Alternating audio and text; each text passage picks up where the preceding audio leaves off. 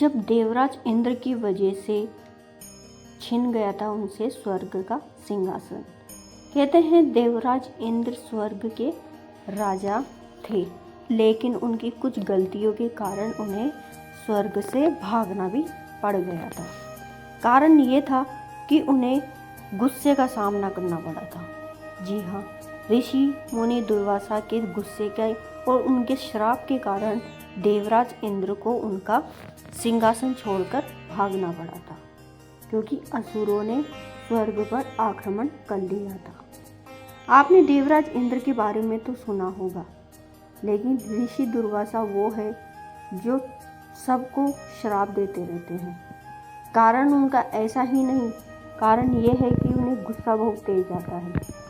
उन्हें छोटी छोटी बातों में उन्हें बहुत ज़्यादा क्रोध आ जाता है। दुर्वासा गुस्से में किसी को भी नहीं छोड़ते, चाहे वो देवराज इंद्र हो या फिर भगवान ऋषि मुनि, कोई भी हो। उनके गुस्से का सामना सबको करना पड़ता है और वो गुस्से में होते हैं जब वो श्राप ही देते हैं। इसके पीछे ये कहानी है कि देवराज इंद्र को स्वर्ग क्यों छोड़ना पड़ा था।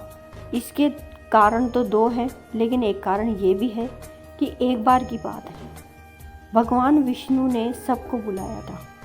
तो भगवान विष्णु ने दुर्वासा मुनि को भी बुलाया था। उन्होंने उन्हें एक फूलों की माला भेंट की। भगवान ने उपहार दिया तो दुर्वासा ने उसे अपने पास रख लिया और वहाँ से सब लोग जा रहे थे। जब भगवान विष्णु के यहाँ से ऋषि दुर्वासा लौट रहे थे, तब उन्हें रास्ते में देवराज इंद्र दिखाई दिए। इंद्र ऐरावत हाथी पर बैठे हुए थे। इंद्र और दुर्वासा ने एक दूसरे को देख लिया था।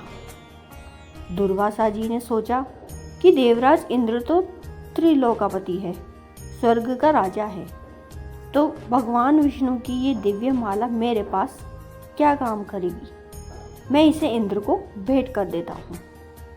दुर्वासा ऋषि ने वो माला इंद्र को उपहार में दे दी। फिर देवराज ने माला ले ली, लेकिन वे राजा था और हाथी पर बैठे हुए थे। एक राजा की तरह उनमें भी अहंकार था। इंद्र ने सोचा कि इस सामान्य सी माला का मैं क्या करूँगा, मेरे पास तो वैसे ही कई दिव्य मालाएं हैं।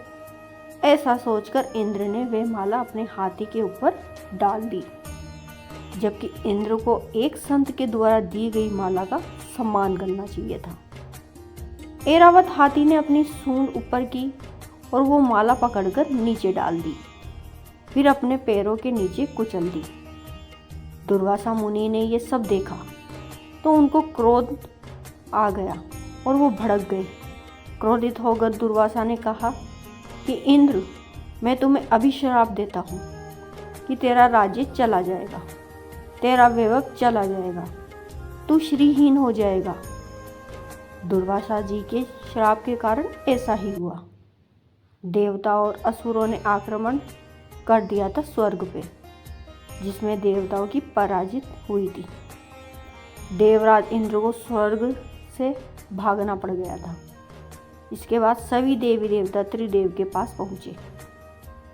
ब्रह्मा जी ने देवताओं को समझाया कि यह सब दुर्वासा जी के अपमान का परिणाम है।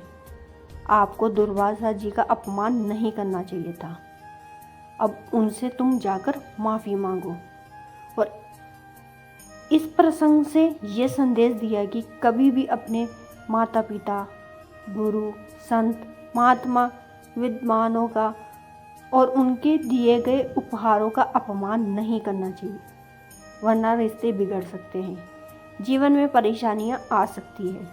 अगर आपको भी मंदिर में कोई फूल, पुष्प या वस्त्र या चुनरी मिलती है तो आपको उसको संभाल के रखना चाहिए।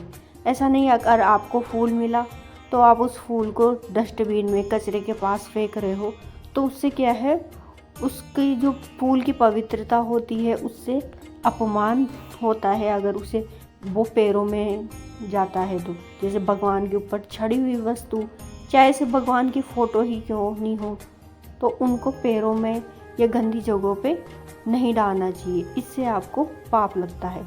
अगर आपको ये कहानी अच्छी लगी तो प्लीज़ सब्सक्राइब कीजिएगा चैनल को।